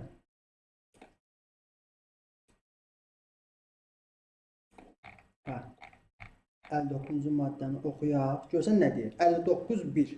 Hə, birinci 59-un özünü oxuyaq. Ödəmə vaxtı keçmiş və artıq ödənilmiş vergilər üzrə faizdir. Vergi, bu mənfəət vergisi, gəlir vergisi, əlavə dəyər vergisi. İndi bizim mövzumuz nə idi? Cari. Cari vergi ödəməsi. Vergi və ya cari vergi ödəməsi bu məcəllə ilə müəyyən edilmiş müddətlərdə ödənilmədikdə, ayın dəyəri 15-nə kimi vaxt verilmişdir. Ödənilmədikdə, ödəmə müddətindən sonraki hər bir ötmüş gün üçün vergi ödəyicisindən və ya vergi agentindən ödənilməmiş vergi və ya cari vergi ödəməsi məbləğinin 0,1% məbləğində faiz tutulur. Bu da bunun maddəsi. İndi getdik 151-ə gedək. 151-imiz. Onun da maddəsinə orada deyək ki, baxdıq. Sonra nə deyəcək? Bu da bizə lazım deyil hələlik. Bu elə ki, praktik mövzudur. Bunun gərək bir müddət keçsə sonra. Bu da bizə lazım deyil. Bu da bizə əslində lazımdır. Bircə dəqiqə. Onunla biz nə edirdik? Cariləri ödüyürdük. Düzdür. Belə şeyləri əslində demək istəmirəm. Sonra bax 4000 məsələn deyək ki, məsələn. 4500 carini deyək, 4500 cari, 4500 carilər deyək ki, ödədi büdcəyə. İlin axırında mənfəət vergi bəyannaməsi verdik əvvəlki misallarımızda. 19.700 manat vergi hesablanırdı. Buradan 18.000 ödədiyimiz cəmi cariləri çıxırdıq. Düzdür? Yerdə qalırdı 1700-də ödürdü. Bu da deyir ki, narahat olmadı. Bu 18.000 manat ödədiyin cari bu vergi məbləğlərinə aid olunacaq, buradan çıxılacaq. Onu demək istəyir. 151.5.6 Cari vergi ödəmələri vergi il üçün əvvəllər fəaliyyəti və ya vergi ilə mənfəəti olmayan vergi ödəyicisindən vergi ödəyicisindən tutulan verginin məbləğlərinə aid edilir. Yəni ilin axırında bunu demək istəyir. Hə. Ondan sonra biz 151.5-ə əsasən 3-cü metodumuz var idi, xüsusi rejim. O xüsusi rejimi nə vaxt tətbiq edirdik? Əvvəllər fəaliyyəti olmayan, əvvəllər bu vergi ilə mənfəəti olmayan və yaxud da əvvəllər deyək ki, əvvəllər zərəri olan və yaxud da ki, bu vergi ilə mənfəəti olmayanlara, düzdür? Bir də demişdik ki, əvvəlki dövrlərdə sadələşdirilmiş verginin deyək ki, ödəyicisi olanlar. Həmin bu mövzunu bura gətirir. Buradakı maddədə deyil. Deyir ki, xüsusi rejimlə bir də kim fəaliyyət göstərəcək? Bax, burada bunun adını çəkmirdi sadələşmişin, düzdür? Deyirdi ki, əvvəlki vergi ilində fəaliyyəti və ya vergi tutulan mənfəəti və ya vergi tutulan mənfəəti olmayan və növbəti illərdə vergi ilində fəaliyyət göstərir. Görürsən, burada sadələşmişin adı yox idi. Onun adını gətirib burada çəkir. Sadələşdirilmiş verginin ödəyiciləri mənfəət və ya gəlir vergisi ödəyicisi olduqda cari vergi ödəmələrinin məbləği bu məcəlləyə uyğun olaraq müəyyən edilir. Yəni 151.5-nə xüsusi rejimlə verəcəklər. Kim əvvəllər sadələşmiş verginin ödəyicisi olub, sonradan deyək ki, məsələn deyək ki, sadələşmiş verginin dərsinə keçmişdir ki, qaymələri 30%-dən çox keçdi, deyək ki, hansısa fəaliyyət sahələri var, onlarla məşğul olmaq, deyək ki, elə qadağandır, onlarla məşğul olsa, sənin sadələşmiş vergi ödəyicisi olmağı elə qadağan edici maddələrdən olsa, cümləni mən düzgün qurmadım. Nəysə, elə ki, o dərsə getmək istəmirəm. Yəni, sadələşdirilmiş bu vergi ödəyicisi ləğv olundu, gəlir mənfəət ödəyicisi oldu, gəlir mənfəət vergisi ödəyicisi olduğu tarixdən cari ödənişləri də verməlidir. O da cari vergi ödənişləri hansı metodundan verəcək, onun da xüsusi rejim metodu ilə. Yaxşı. Sonra nə deyil? İndi birdən ola bilər ki, vergi dedi ki, qardaş, ya birinci metodu seç, ya da ki, ikinci metodu seç. İndi bu adam birinci metodu da seçməyib, ikinci metodunda arayışın göndərmir. Bəs yaxşı, mən bundan cari vergiləri mən nətər alım? Yaxşı, mən də bu cari vergiləri bundan deyək ki, almasam, onda mən neynəməliyəm? Deyək ki, nədən adı? Ordunu mən nəylə saxlayayım? Və vergi yığılsın ki, ordunu saxlayayım, müəllimlərə maaş vereyim. Bu vergi orqanı neynəyəcək? 67-ci maddə əsasında vergi orqanı hüququ var ki, əlaqəli məlumatlara əsasən özü vergini hesablasın. Özü də vergini hesablayanda götürəcək, deyək ki, ən yüksək vergilərlə hesablayacaq. Oxuyaq. Bu da biraz geniş mövzudur, amma ki oxuyaq şeylərəm, onları çalışacağım, az-maz deyək ki, izah edeyim. Əvvəllər fəaliyyəti, yəni bu maddənin konkret deyək ki, bəhsi nədir? Deyir ki, bu adam deyək ki, cari arayışı göndərmədi. Bu vergi orqanı saymadı. Necəm deyir, mən özüm əlaqəli məlumatlara əsasən baxacağam, ən yüksək bu vergini cariyə hesablayacağam. İndi ondan mahiyyətinə gələcək. Əvvəllər fəaliyyəti və ya vergi tutan mənfəəti olmayan vergi ödəyiciləri bu məcəllənin 16.2 və 151.500-cü maddəsində nəzərdə tutulmuş müvafiq arayışı təqdim etmədikləri halda vergi orqanı cari vergi ödəmələrinin məbləğini bu məcəllənin 67-ci maddəsinə uyğun olaraq vergini əlaqəli məlumatlar əsasında hesablayır və vergi ödəyicinə müvafiq bildiriş göndərir. Şimdi gəlin bir dənə cədvəl yaradaq, onun üzərində izah edeyim. İstəyirdim bu da qalsın, amma qalmasın.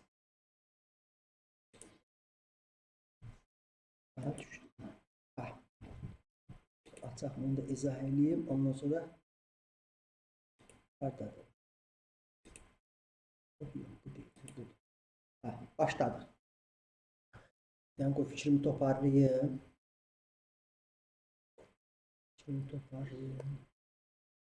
Haradadır? Burada. Deyək ki, əvvəlki il fəaliyyəti var. Əvvəlki il bildik ki, bunu məsələn 150.000 manat vergiyə cəlb olunan gəliri var. Ona nədir? 3.000 manat da mənfəət vergisi çıxmışdı. Əvvəlki misallarımızda var idi. 3.000 manat mənfəət vergisi. Düzdür. Biz dedik ki, bu birinci metodumuz nə idi? Deyirdik ki, qardaş, 750 manat, 750 manat, 750 manat, 4də bir vergiləri özüm hesablayacağım. Düzdür. Ondan sonra istəyirsənizsə bu birinci metodu seç. Bu birinci metodu da elə seçməyəndə nə eləyirdik? Xüsusi çəki ilə. Düzdür. Xüsusi çəkidə də nədir? Bu 3.000 mənfəət versin. Vergiyə cəlb olunan gəlirə böldük. Tapdıq ki, xüsusi çəkisi 2%-dir. Sonra bu 2% eləyir. Olsa 5% edir, bu nə edir? 3.000-i 150.000-ə böləndə. Bunlar mənə 150.000-ə böləndə. Düz demişəm, 2%. Nədir? Ondan sonra bunun vergiyə cəlb olunan gəliri nə idi? Məsələn, bu dövrdə. Bu dövrdə, deyək ki, bizdə misalımızda 25.000 gəliri var idi. 5.000 gəliri azad olması var idi rübdə. Eləyirdi 20.000. Vergiyə cəlb olunan gəliri 20.000-i vururdıq 2%-ə 400 manat cari hesablayırdıq. Düzdür. Bir də demişdik ki, ya bu metodu seç, ya da ki, ikinci metodu seç. Bu xüsusi çəkini. İndi bu metodu seçsə, arayışı göndərməlidir. Bunun yanında yazdıq arayış. Bunu da arayışın göndərməyəndə vergi orqanı nə edirdi? Götürürdü, özü avtomatik olaraq bunları hesablayırdı. Bunu da bildik, düzdür. İndi əvvəllər fəaliyyəti olanlar arayış göndərməsə, necə vergi orqanı? Birinci metoddan hesablayacaq. Çünki əlində onun keçən ilin məlumatları var, düzdür. İndi birdən əvvəllər fəaliyyəti olmayanlardır. Əvvəllər fəaliyyəti yoxdur, düzdür. Əvvəllər fəaliyyəti olmayanlar nə edir? Gətirirdi, gəlirin yazırdı, xərcin yazırdı, gəliri azad olmasını yazırdı, xərcin yazırdı. Axırda məsələn 4.000 manat bu vergi hesablanırdı. Deyirdi, minimum 75%-in ödə, düzdür. İndi bunun da gəliri olsun, baxırıq görürük ki, qaimi gəliri olsun, bir deyək ki, 30.000 manat gəliri var, düzdür, 30.000 manat gəliri var. İndi gəlin bir dənə həmin cədvələ baxaq, ondan sonra gəlir bura. Ya da yox, baxaq da, baxaq. Onsuz da bir iş eləmişik, axıra kimi.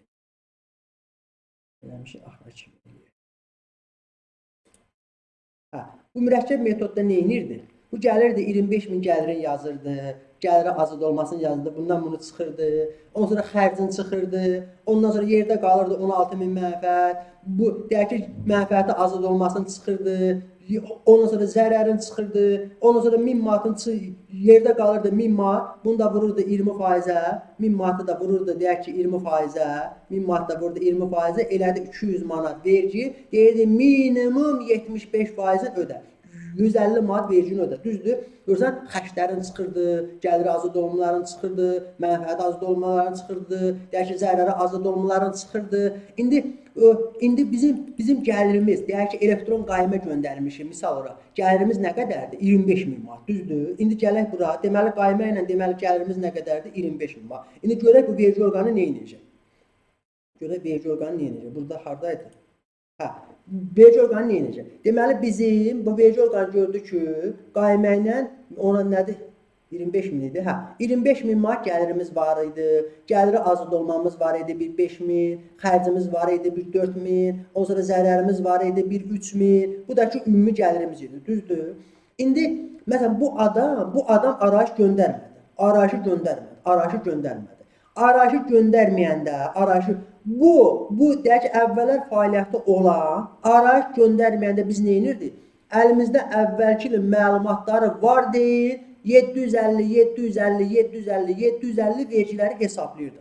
Bu deyək ki, arayışı göndərməyəndə, nadinc bu vergi ödəyicisi olanda arayışı göndərmədi. Əlimizdə kozur var idi, birinci metodu bu vergi orqanı tətbiq edir.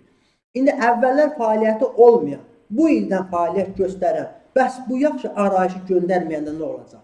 Əvvəlki ilin məlumatları yoxdur, axı burada deyək ki, əvvəlki il olsun, belə yadımdan çıxdı biraz.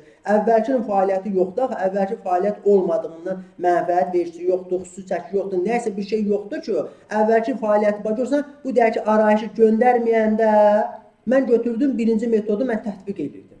İndi bu əvvəllər fəaliyyəti olmayan arayış göndərməyəndə mən nə edəcəm? Bunun kimi əvvəlki il yoxdur, axı burada mən 750 vergiləri hesablamıyorum. Onda vergi orqanı nə edəcək? Bu adama deyir ki, əgər sən imenisən, bu yox, yuxarıdakı bu yox, aşağıdakı əvvəllər fəaliyyəti olmayan, bu üçüncü xüsusi rejimlə deyək ki, cariləri göndərməyəndə vergi orqanı gözünə döndüyüm nə edir? Burada əvvəllər biz nə edirdik? Özümüz versəydik gəliri azad olmamızı, xərcimizi, mənfəəti azad olmamızı, zərəri hamısını çıxırdıq. Vergi orqanı nə edir? Burada 25 mini götürür, birbaşa 20%-ə vurur, 5 min manat carini hesablayır şəxsi vərəqəyə. Onun da izah eləyə bildim. Deməli, bir də gedirik. Bu əvvəllər fəaliyyəti olan, əgər cari arayış buna razı olsa, burada problem yoxdur. Buna razı olmayıb birinci metodu, ikinci metodu seçsə, arayışı göndərməsə, biz nə edəcəyik? Birinci metodu tap tətbiq edirik. Onun nədir? Deyək ki, bu vergi orqanı tətbiq edəcək, düzdür? İndi gəlirik bu birisinə, bu xüsusi rejim işləyir. Əvvəllər fəaliyyəti olmayanı, düzdür? Bir dənə buranı bir dənə sileyim. Bu deyək ki, 2025-ci. Bu da 2026-cı. Gəliri 25 min, gəliri azad olması 5 min, xərci 4 min, mənfəətə də azad olması 3 min idi. Yerdə qalırdı 1000 manat, vururdu 20%-ə, bu da eləyirdi 200 manat, minimum 75%-i 150 manatı ödəyirdi. Buna görə o nə göndərməli idi? Arayış göndərməli, düzdür? İndi arayışı göndərməyəndə, bunun əvvəlki il burada olduğu kimi 3000 mənfəət vergisi yoxdur axı, buna da mən 750 vergiləri hesablayım. Onun üçün nə deyir? Deyir, sənin halında götürəcəm, əlaqəli məlumatlar əsasən mən vergini hesablayacağım. Əlaqəli məlumatlarda da baxır, bu deyək ki, 67-ci maddə bu vergi orqanı hüquq verir ki, əlaqəli məlumatlarda get ən yüksək bu vergi hansını görürsənsə onu hesabla. Baxdı, gördü ki, vergini hesablaya bilər ki, məsələn, deyək ki, 3000 manat, vergini hesablaya bilər 4000 manat, vergini hesablaya bilər 4500 manat, vergini hesablaya bilər 5000 manat özündən vergilər. Düzdür, indi onun 67-ci maddənin deyək ki, dərsi əlavədir. Götürür bu 5000 manat, deyir ki, hə, indi ged ödə. Sən ki, məni saymadın, cari arayışı göndərmədin, özü bu vergi orqanı xərci, mərci, heç yazıq hardan bilsin bunun xərci nə qədərdir, gəlir azad olması var. Neyinir? Götürür əlaqəli məlumatlar əsasən bu 5000 manat carini hesablayır. Yəni bir çalışın, cari arayışları vaxtında göndərir. Bir də çalışın, deyək ki, cari arayışın müddətinin sonu 15 deyək ki, apreldə, ayın deyək ki, növbəti rübün deyək ki, birinci ayının 15-də kimi. 15-də kimi saxlamayın. Ayın deyək ki, onuna kimi mütləq cari arayışları göndərin. Yaxşı, indi bu maddəni də mahiyyətini izah elədim. Bir də baxaq maddəyə. Əvvəllər fəaliyyəti. Görsən, əvvəllər fəaliyyəti olana demir. Onsuz da birinci metodla tap hesablayacaq. Əvvəllər fəaliyyəti və ya vergi mənfəəti olmayan vergi ödəyiciləri bu məcəllələrin 16.2 və 151.5-cü maddəsində bu nəzərdə tutulmuş müvafiq arayışı təqdim etmədikləri halda. Burada da bir nüans var, nəysə elə işin içindən işlər çıxır. Bu nüansa da getmək ora qalsın. Deyək ki, arayışı təqdim etmədikləri halda vergi orqanı cari vergi ödəmələrinin məbləğini bu məcəllənin 67-ci maddəsinə uyğun olaraq vergini əlaqəli məlumatlar əsasında hesablayır və vergi ödəyicisinə müvafiq bildirici göndərir. Deyir ki, get, mən 5000 manatı deyək ki, hesabladım. İndi get bu vergini ödə. Sonra, bu getdi. Bu getdi, aşağıdakı maddələr də bizə hələlik lazım deyil. Bunlar bizə elə belə nüanslardır. Cədvəllərin içində izah eləmişdim. Özünüz deyək ki, araşdırarsınız. Hə, bir dənə də 67-ci maddəyə də baxaq. Baxaq görə orada harda deyir ki, gedin ondan ən yüksək bu vergini hesabla. Ona da baxaq.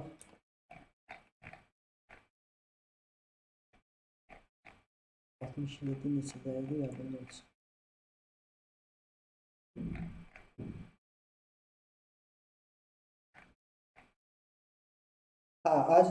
De burada 67.6. Vergi hesablaması üçün, yəni deyir, carini göndərmədin, bəyannaməni göndərmədin, arayışı göndərmədin, bu vergi orqanı. Prezident deyir ki, ay vergi orqanı, sənin hüququn var ki, get əlaqəli məlumatlar əsasında hesabla. Göndər də bu arayışı vaxtında.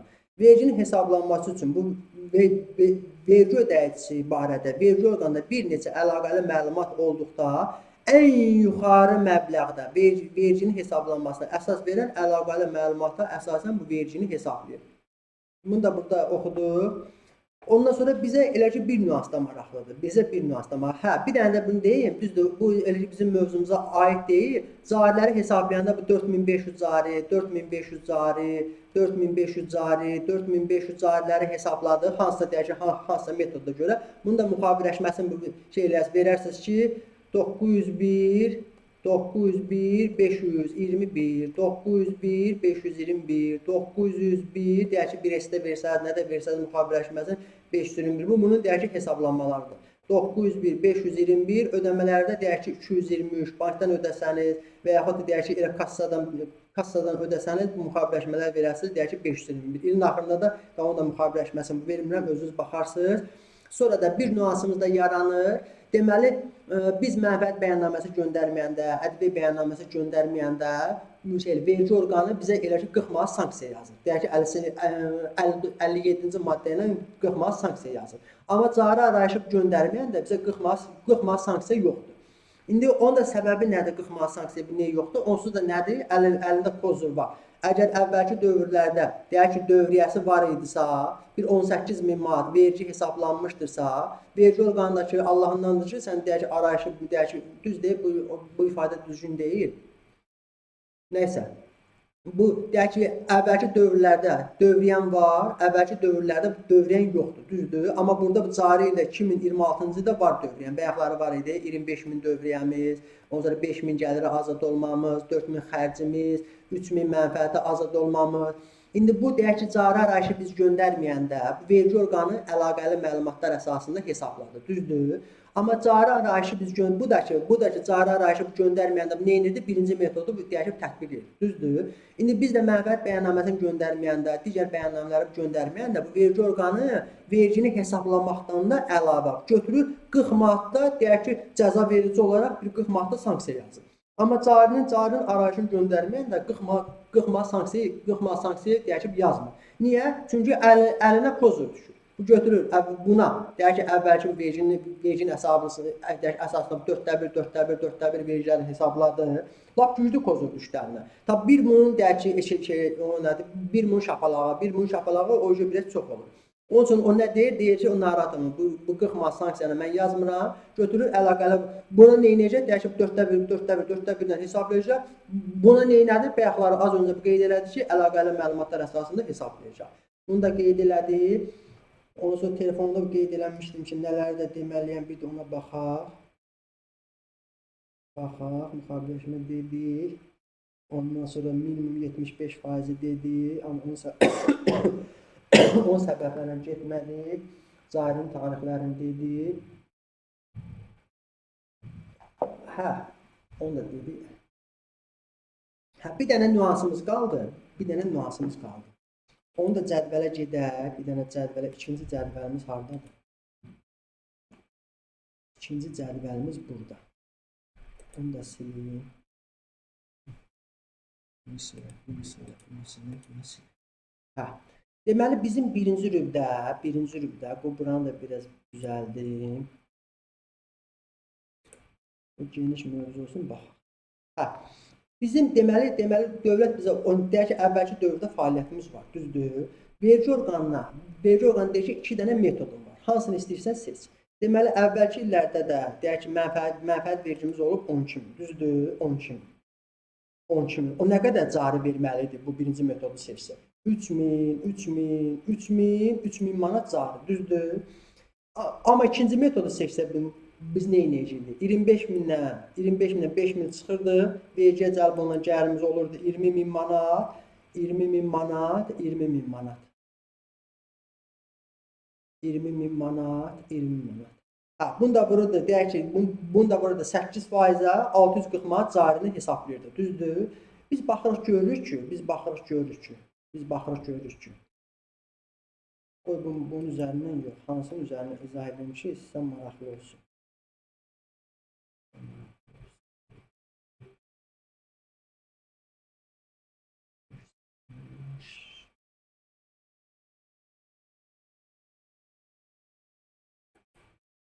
Elə bir nüsxə üzərindən izah edim ki,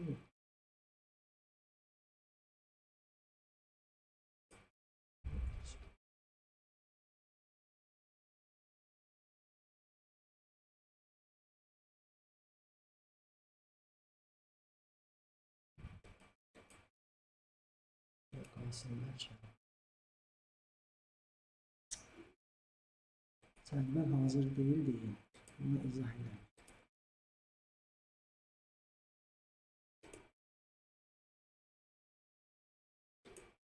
Bircə dəyərinə görə cədvəl.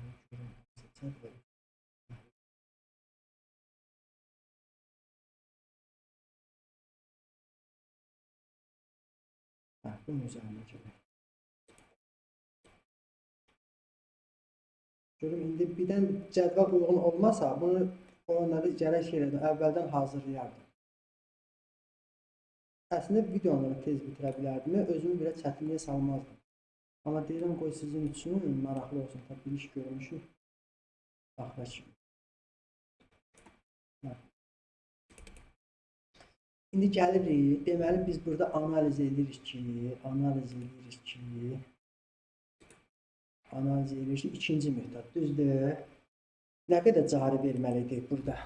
750 manat, 750, bir dənə də 750, düzdür?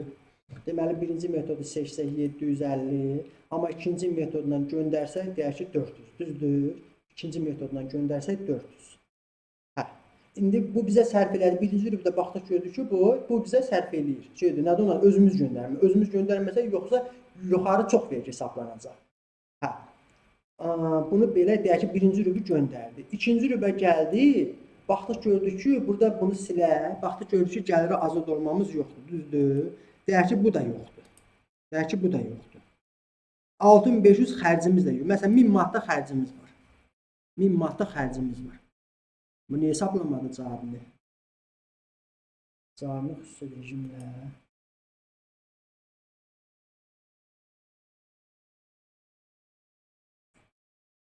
Faizini hesapladı. 2% hesapladı. Gəlirlər. Bax, bundan şey verir. Bunu eləyək. Yox, bu düzdür. Bircə dəqiqə sizin yordum. Bu da eləsin bir 140.000. 140.000.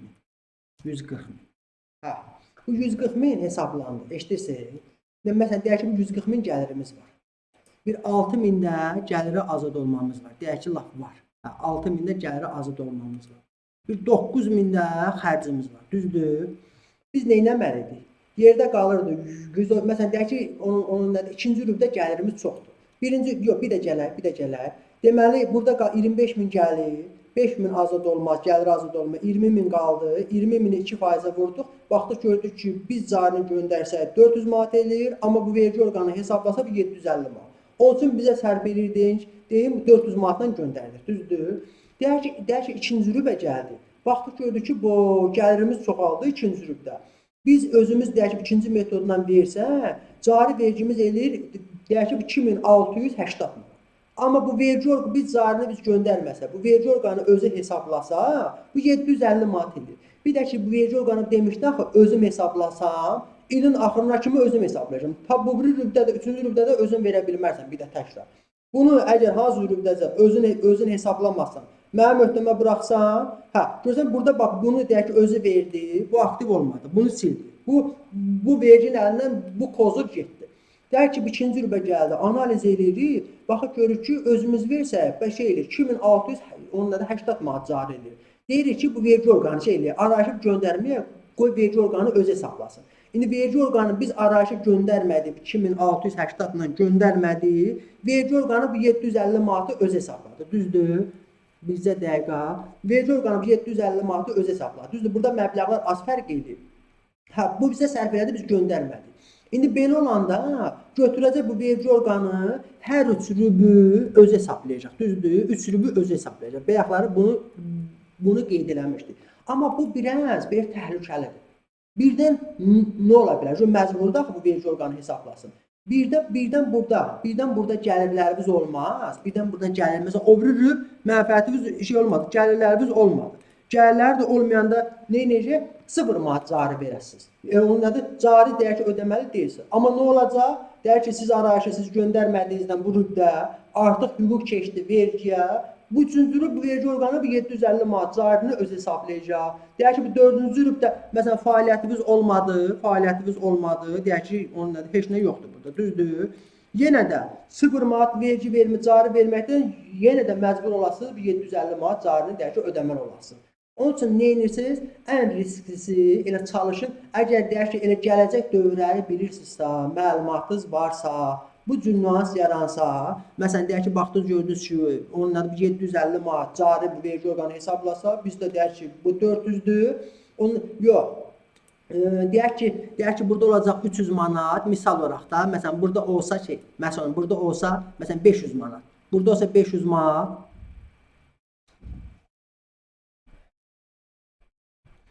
Burada bu vergi olsa 500 manat, deyək ki, bu nə olacaq burada?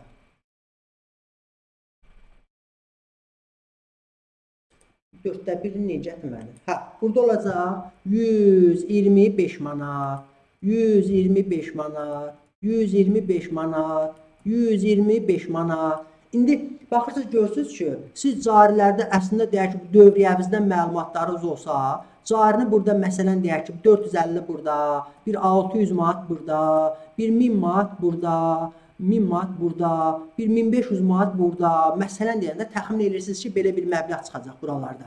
Buralarda belə bir məbləğ çıxacaq. Hə, onda deyək ki, arayışa göndərməyin. Bu vergi orqanı bu 125 manat, deyək ki, 600-ün yerinə bu 125 hesab sizə sərf edir axı bu məbləğlər. Onun üçün deyək ki, cari arayışıb göndərməyin. Amma bu çox biraz həddən artıq risklidir. Onun üçün nə edirsiniz? Çalışın 151 ikinci metodu seçsəniz, ən risksiz metod ikinci metoddur. Çünki niyə? Gəlirlərimə uyğun mən vergini verəcəm. Gəlirlərimə uyğun da bu vergi olduğundan ola bilər o biri dövrlərdə fəaliyyətiniz olmasa da bu birinci metodla məcbursunuz bu vergi məbləğlərini ödəməyə.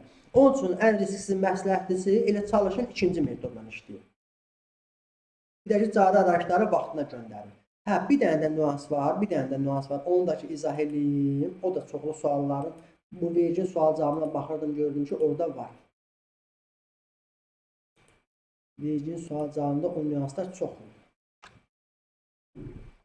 Ben görüm, bayaqları bizim bir dənə cədvəlimiz var idi, çəkmişdik. Hə, elə burada var idi. Onu da aktivləşdirib. Neçə dənə carimiz var idi? Deyək ki, 4 dənə carimiz var idi, düzdür? 4 dənə carimiz var idi. Bunu da biraz belə çəkək. Biri nə vaxt göndərildi? Deyək ki, bu oldu 2026-cı il. Aprel ayının 15-nə kimi bir dənə carini göndərdi. İyulun 15-nə kimi ikinci carini. Deyək ki, avqustun, yanvar, fevral, mart, aprel, may, iyul, avqust, sentyabr. Yox, sentyabr, estağfurullah, yanvar, fevral, mart, aprelin 15-i. Aprel, may, iyun, iyulun 15-i. İyul, avqust, sentyabr, oktyabrın 15-i. Hə, düz yazmışdım da, özümü çaşdıraq. Oktyabrın 15-i 3-cü rübü, oktyabrın 15-i 3-cü rübü, yanvarın da 15-i deyək ki, 4-cü rübü göndərməli, düzdür? Məsələn, 2026-cı ilin bəyannaməsini nə vaxta kimi verməli? 1 yanvardan 31 marta kimi. 1 yanvar 31 marta kimi, düzdür? İndi bəs 4-cü rubl arayışı mən nə vaxt göndərməliyim? 15 yanvarda, düzdür? İndi siz işdir 2026-cı ilin mənfəət bəyannaməsini 11 yanvarda göndərsəniz, 11 yanvarda, 11 yanvarda ta 4-cü rübə görə arayış göndərməyəsiniz. 4-cü rübün arayışını göndərməyəsiniz. Niyə? Biz bu cari arayışları nəyə görə göndərirdik? Bu mənfəət vergisi bəyannaməsinə görə. Əgər mənfəət vergi bəyannaməsinə görə göndərirdiksə, ta illik bəyannaməni misal olaraq 1 yanvarla 15 yanvar arasında hər hansı bir tarixdə göndərdiksə, 4-cü rübün arayışına göndərməyə ehtiyac yoxdur. Elə mənfəət vergisi hesablanacaq. Mənfəət vergisi, məsələn, deyək ki, 19.700 mənfəət vergisi hesablanacaq. 1-ci rübün carisi, 2-ci rübün carisi, 3-cü rübün carisi çıxacaq. Yerdə qalan məbləği onunla da ödəyəsiz büdcə. Bilməm, fikrimi izah edə bildim ya yox. Yəni, əgər mənfəət vergi 2026-nın mənfəət vergi bəyannaməsi 15 yanvar tarixindən sonra 15 yanvarla 31 mart arası tarixlərində göndərsəniz, 4-cü rübün arayışını göndərməlisiniz. Yox, 2026-nın mənfəət vergi bəyannaməsini 01 yanvarla 15 yanvar arasında göndərsəniz, onda 4-cü rübün arayışını göndərməyə ehtiyac yox. Yaxşı. Mənim fikrimcə, yəni ətraflı şəkildə bir 95% həcmində izah etdim. Qalanlarda praktika ilə, elə zamandan öyrənəcəksiniz. Sonra nə deyəcəkdik? Sonra başqa heç nə qalmadı. Başqa heç nə qalmadı sonra. Hə. Bir dənə də bir yoxlamamız qaldı, kameral yoxlamaq. Dedim, arayışı göndərməyəndə bu vergi orqanı nə edirdi? Ən yüksək deyək ki, məbləğlə hesablayırdı. İndi o deyək ki, ən yüksək məbləğləri hardan tapır? Yəni onu gəlin bir-iki cümlə ilə oxuyaq. Deməli, bu cari arayışları deyək ki, göndərməyin kameral deyək ki, yoxlaması qaydaları var. Kameral yoxlaması qaydaları var. Bu burada keçsin. Bunun deyək ki, axırıncı bəndə deyir ki, uçot metoduna uyğun olaraq cari vergi ödəmələri üzrə risklərin müəyyən edilməsi zamanı bu qaydalarla müəyyən edilən aşağıdakı risk meyarları nəzərə alınmaqla avizdən kənar biz göndərdiyimiz elə cari arayış, nətər bəyannamələri göndərir, mənfəət ədəbi bəyannamələr kameral yoxlamadan keçir. Eyni ilə göndərdiyimiz cari arayışlar da kameral yoxlamadan keçir. Kameral yoxlamanın işçiləri deyək ki, hansı məlumatlar əsasında bizi deyək ki, kameral yoxlayacaqlar. Hə. Deməli, AVS-dən kənar qaydada kameral vergi yoxlaması aparılır. AVS-dən kənar qaydada. Görək hansı məlumatlarımız. Birdən biz cari arayışda göndərdik ki, məsələn, bu rübün dövriyyəmiz olub ki, nədir onun adı? 40.000 manat. Amma deməli, vergi orqanına da tapşırıblar ki, nə olsun ki, bu göndərilir bu 40.000 manatdan ki, mənim dövriyyəm budur. Sən ged onu deyək ki, araşdır. Vergi orqanı araşdırır, haralar araşdırır. Təqdim edilmiş elektron qayma fakturanın araşdırılması, ondan sonra əldə edilmiş elektron qaymələrin araşdırılması, tərtib edilmiş, çünki elə xərclərimizdə yazırdıq, axı 3-cü metodla xərclərimizdə yazır. Deyir, nə olsun ki, bu götürüb xərcə 4.000 manatlıq xərcə yazır. Bu ged onu araşdır, bəlkə 4.000 xərci yoxdur heç. Ondan sonra tərtib edilmiş elektron alış aktlarının araşdırılması, idxal edilmiş malların araşdırılması, ixrac edilmiş malların deyək ki, araşdırılması. Nə olsun ki, sən 40.000 gəlir qeyd eləmsən. Bu vergi orqanına tapşırılır ki, get bunun elektron qaymədən də satışını araşdır, MK-dan da satışını araşdır, ixracdan da satışını deyək ki, araşdır, xərcləri qeyd eləmirsən ki, məsələn deyək ki, bir 5.000 manat xərcin var. Bunun elə qeyd eləməyi ilə deyir ki, bunun deyək ki, araşdırılması da getməlidir. İxrac edilmiş malların araşdırılması, biz deyək ki, əlavə dəyər vergisi bəyannaməsi göndəririk, onunla araşdırılması 3 ay deyək ki, ədəbi bəyannaməsindən bizim rubli carimiz deyək ki, tutuşdurulur bir-birindən. Əlavə dəyər vergisi bəyannaməsi üzrə təqdim edilmiş mal, iş xidmətlərin dəyərinin və daxil olmuş məbləğlərin araşdırılması, bank və digər ödənişlərin hesabına və ədəbi depozit hesabına mədaxil və məxaric olunan məbləğlərin araşdırılması, sonra NK çekinin araşdırılması, bəlkə bu nağd satış edir. elektron informasiya sisteminə real vaxt rejimində qoşulmuş nəzarət kassafatı üzrə məlumatların araşdırılması, vergi orqanının əldə etdiyi mənbəyi bəlli olan hər hansı digər məlumatlar əsasında, yəni cari arayışı elə göndərdi, iş bitmədi. O da kameral yoxlamadan keçməlidir. Vergi orqanına əməkdaşlarına kameral yoxlama işlərinə də tapşırır ki, bu məlumatlar əsasında bunu abisdən kənar olaraq yoxlamalısan. Sonra nəyimiz qaldı? Sonra nə qaldı? Heç nə. Maddələrinə də baxdıq, cədvəllərinə də baxdıq. Başqa heç nəyimiz qaldı. Şəxsi vərəqə, getdik. Məndən bu qədər.